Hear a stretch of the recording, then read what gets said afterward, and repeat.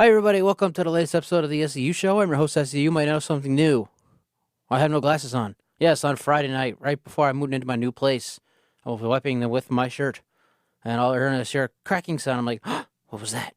And all of a sudden, the left arm of my glasses is broken off. There was no screw. I mean, people were asking me, why don't you get the screw and go get it fixed? There's no screw. I don't know what happened. I don't know why it happened, but that's a sign from upstairs telling me it's time to get new glasses because I've had those for the last 8 years. So we'll get new glasses. We'll hopefully have new glasses before next week's show. And yeah, we're ready to rock. We're ready to roll. Happy first day of spring, everybody. Love the warm weather. And as always, shout out to Brandon Estevez for letting us use the studio. And this week, we are not going to be talking any XFL just because there's a lot of NFL free agency stuff. So let's get right into it.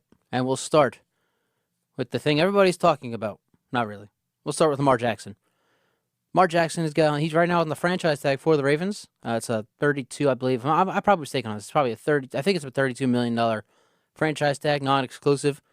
There's still a chance that another team could sign Lamar Jackson. And there's one team, and I heard this on The Herd with Colin Cowherd, which I listen to every single day. And his co-host, Jason McIntyre, brought this up at first, and I was like, it kind of makes sense. I'm kind of interested in it.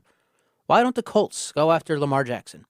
The Colts we've seen this year in and year out for the past 7 years or 8 years. The Colts have a quarterback every single year, a different one. Carson Wentz was there, Phillip Rivers, Matt Ryan was there last year. He just got released. Well, I know obviously the Colts are going to start fresh once again at quarterback, and they are in the top. I think they have the 4th or 5th pick in the NFL draft coming up in the end of April. But they also need a veteran. I think the Colts are going to go C.J. Stroud, the quarterback from Ohio State, who, by the way, I am not a fan of at all. I don't believe in C.J. Stroud at all. I don't understand what the hype is around him. He's another Ohio State quarterback who's not going to do well. But the Colts are probably going to go ahead and take him because they are just, that type of team. They're just like, they're desperate. They are. They really are. But to get Lamar Jackson, though, it wouldn't be too desperate because it would actually be a smart move. I understand the Colts' O-line is ailing. It's not the best O-line. But it's not Baltimore's O-line. I think Baltimore at this point has a better O-line than the Colts do. But when you look at it, Lamar Jackson's a running quarterback. So he doesn't really need everybody needs an O-line. But if Lamar Jackson needs to run out of the pocket and throw a pass, he can do it. We've seen him do it at Louisville. We've seen him do it in Baltimore all these years. I would like to see Lamar Jackson as a Colt if that is what it comes to. And by the way, you look at the rest of the AFC South. What do they got going on besides Jacksonville? Which, by the way, I was right on last year, 100% right. They had a great season under Doug Peterson with Trevor Lawrence. So if you bring Lamar Jackson, if you're the Colts, you now have the second best quarterback in the AFC South behind Trevor Lawrence because Tennessee, we don't know if they're bringing back Ryan Tannehill. And frankly, Ryan Tannehill is not the same quarterback he used to be. Remember, a few years ago, he had 10 rushing touchdowns and like 30 passing touchdowns, and I was such a big fan of Ryan Tannehill. He has gone down over the last 2-3 years. He's not the same quarterback. They also have Malik Willis. We saw him last year. You see that game against the Chiefs? They were horrible in that game. Malik Willis was terrible. He is clearly not ready to be an NFL quarterback, and that's just a disappointment to me because I was a big fan of Malik Willis coming out of the draft. But that's the way the cookie crumbles sometimes, and that's it. And then, obviously, Houston. You can talk about Bryce Young. He's coming into the league, and he's going to be good. He's going to be good. I mean, he's going to be like a Jalen Hurts, an Alabama quarterback. He comes in and has success. He's not going to be Kyler Murray or anything like that. He's a smaller quarterback. He can run. But he's not going to be Kyler Murray. He's going to be more like a Jalen Hurts. But he's not, and I repeat, he's not going to succeed in year one in Houston. This is not going to happen. The Texans, they don't have much there working for them. They just signed for Laramie Tunsil. That's great. I mean, that's awesome. You have protection on the O-line, but who are you throwing it to? You might as well throw it to yourself if you're Bryce Young in Houston. You have nobody.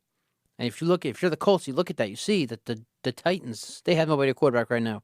I don't believe they have any receivers either. They're just getting rid of all their guys. A.J. Brown last year, Julio Jones the year before, letting him go.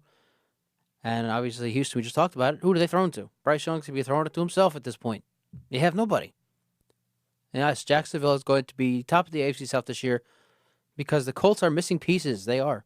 But they have, if they do get Lamar Jackson, it would be at least be good enough for second place. And in that case, you could be a playoff team depending on what happens in the rest of the AFC. And so, Colts.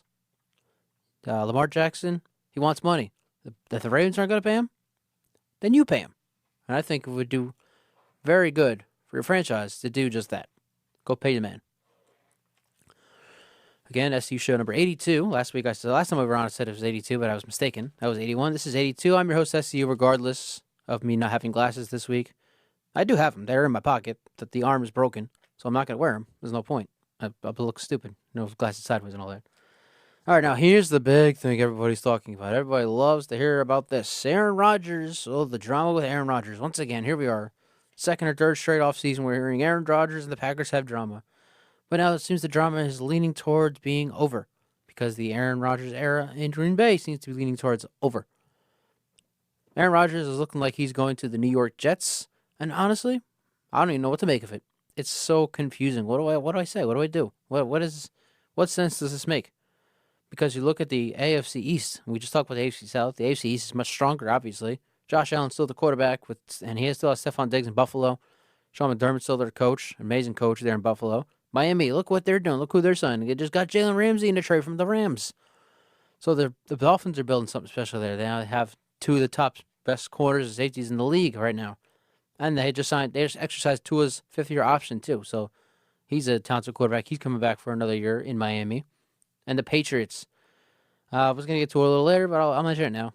I love the fact that the Patriots signed Juju Smith-Schuster and Mike Gesicki. And everybody's talking about, well, they're just a bunch of dancers. Juju Smith-Schuster's obsessed with TikTok. And Mike Gesicki does the gritty. Justin Jefferson's the gritty, first of all. You see what he's doing? He's now the man in Minnesota. He's been the man in Minnesota for a long time. Mike Gesicki and Juju Smith-Schuster are a great addition for the Patriots. So, again, the Bills. They are the Bills still. Josh Allen, Stephon Diggs. They re-signed Jordan Poyer. They got the great head coach in Sean McDermott. The Dolphins just got Jalen Ramsey. Just signed Tua to his fifth-year option. They're a special team. I still like Mike McDaniel. And the Patriots, still a great team. They just added a talented receiver. Not the star receiver, but he's a talented receiver. And a star, and I'm putting Mike Gesicki in there. He is a star tight end. So what's with the Jets? Okay, yes, they got Allen Lazard. I love it. I like that they got Allen Lazard. I am a fan of Allen Lazard. He's going back to his offensive coordinator back in Green Bay. Nathaniel Hackett, obviously saw the mess in Denver last year. What a mess that was. Now they're reunited, and they get add Aaron Rodgers. But does it really make the Jets a better team? I don't know. They just got rid of Braxton Berrios. I know, so who's Braxton Berrios? You're going to see in Miami when he has a great season next year who Braxton Berrios is. I mean, come on. So everybody's talking about Aaron Rodgers is going to change the Jets. He's going to turn them around.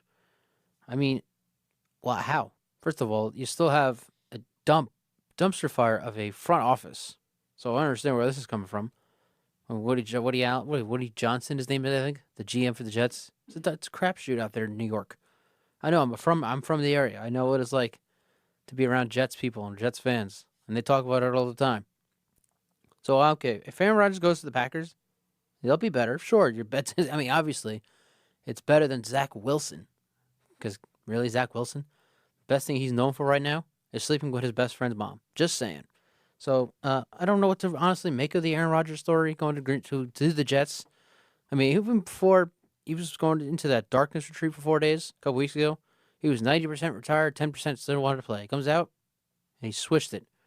Now he's 90% want to play, 10% retire, and he wants to go to the Jets. But now the whole money thing, as of right now, is up in the air. Jets are talking to a trade to a Packers who want too much, whatever. And everybody thinks it's going to be a great acquisition for the Jets, and they're going to be so great, and it's going to be so awesome. Why? Because Aaron Rodgers is going there? So what?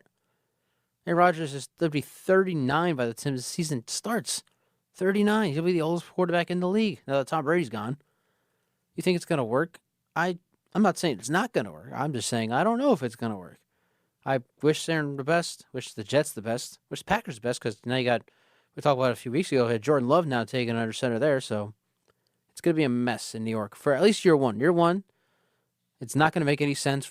Aaron Rodgers to the Jets might make sense in a few years, but right now, there's just nothing special about Aaron Rodgers going to the Jets. Nothing at all. I don't know. I don't get why people are so hyped up about it. Just so much talk about Aaron Rodgers and the Jets. It's like, who cares? They're going to finish third in the division because I think there's a possibility the Patriots could screw this up with Juju and Mike Gesicki. Well, I guess we'll see, though, what happens there. Moving on, though, we have a lot more to go here with the free agency stuff, and we'll get to some March Madness because, hey, New Jersey's done it again, and they've done it twice this year. We'll get to that in a moment. Dallas, let's talk some Cowboys. Ezekiel Elliot is gone. The Cowboys have released Ezekiel Elliot after 7 years in the league with the team. That's a great. I mean, Jerry Jones doesn't make a lot of great decisions, but Jerry Jones made a great decision here, releasing Ezekiel Elliott, because he is not the same guy he was when he first started in the league back in 2016. And obviously, being a former Cowboys fan, I was a huge fan of Elliott. The way he ran, like, he just scurried right through offensive lines like a hot knife through butter. It was like, wow, this guy's amazing. I remember that play against the Steelers on a 4:25 game in Pittsburgh. He ran right up the middle for the game-winning touchdown with 9 seconds left. I was like, wow, this is our guy for years and years to come. And he was. He had 2 rushing titles with the Cowboys. Congratulations, Zeke.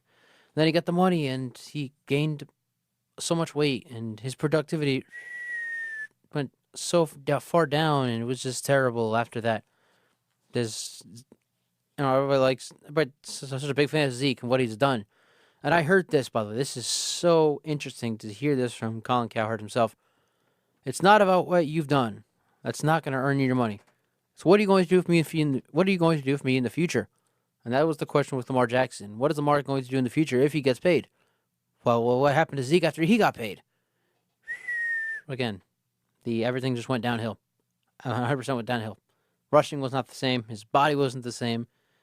I don't know if his personality was the same. I honestly don't know the guy personally. But, again, I think it was a great idea for Jerry Jones to drop Zeke. You got Tony Pollard.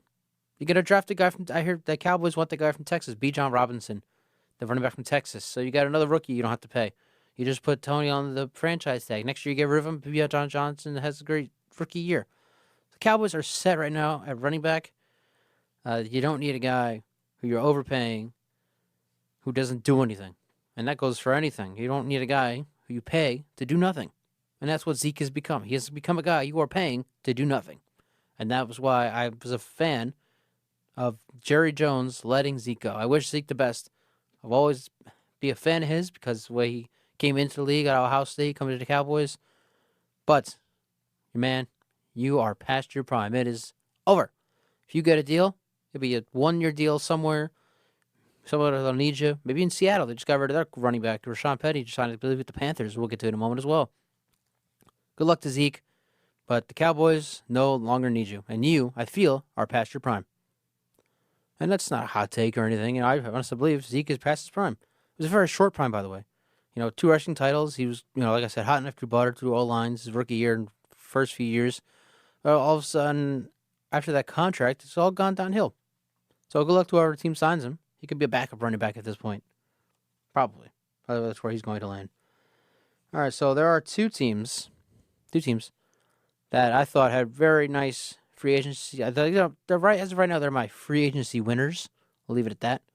Though the Panthers and the Bears, yes, 2 of the worst teams in the league last year, they've won free agency, and I know it'll all be said and done when it's on the field. But right now, the Panthers and Bears are looking really, really good. Let's start with Carolina. Let's start with Chicago, because these 2 teams actually switched. The Panthers now have the first overall pick. They got it from the Bears for DJ Moore, who is going to make Justin Fields look much better than he has. Him and DJ Moore are going to make beautiful music in Chicago. Can't wait. It's going to be good. They also signed Tremaine Edmonds for defense. He was a star in Buffalo. He's going to be a star in Chicago, I assume. They got that. They got Donta Foreman, he's the middle-of-the-pack running back, but I do like him. I've always liked him in Atlanta, in college. I'll be excited to see him here in Chicago as well. Now, the Bears, there's a chance they could be somewhere in the race for the NFC North just because Minnesota's let 2 of their top defenders go, Eric Hendricks, and there was another guy, I don't remember his name. The Lions, they're Lions. I've talked about it when we returned from the show. The Lions started 1-7 last year. Why is everybody thinking they're going to be so great next year? I just don't get it.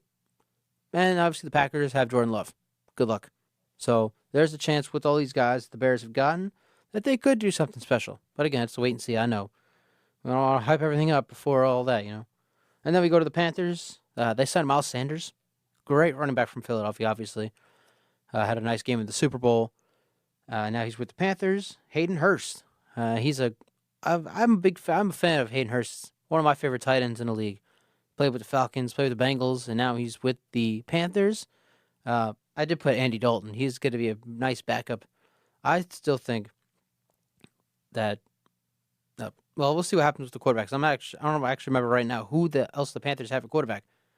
But I do know that they have Andy Dalton, who's he's a talented quarterback. He's in top 15, 16 in the league at quarterback. So if you go with him, you'll be floating above water at least. So that'd be good for you. And then Von Bell I believe from the Bengals is in Carolina. So those are my two free agency winners. Other teams, just want to put that out there. Falcons, I mean, they got Taylor Heineke. You think Taylor Heineke's the bottom of the pack quarterback? You are sadly mistaken, because I love Taylor Heineke.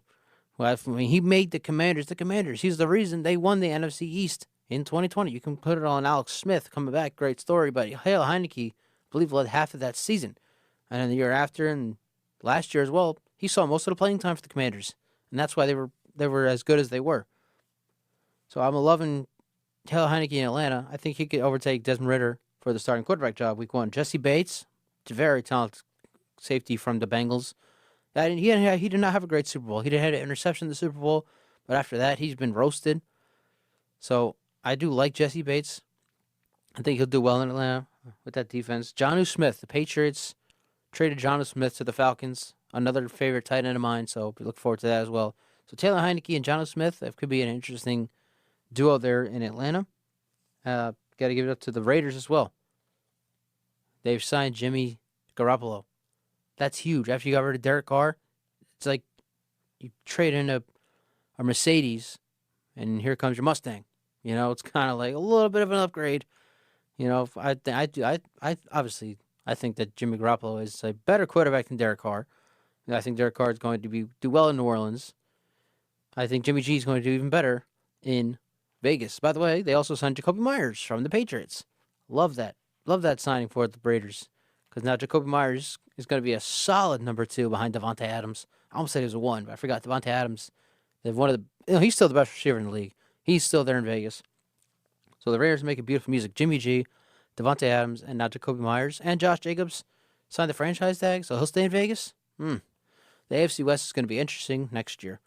So there you go. There are some free agency winners as of right now, as of recording of this podcast. But yes, Panthers, the Bears, Falcons, and the Raiders all looking pretty good heading into next season.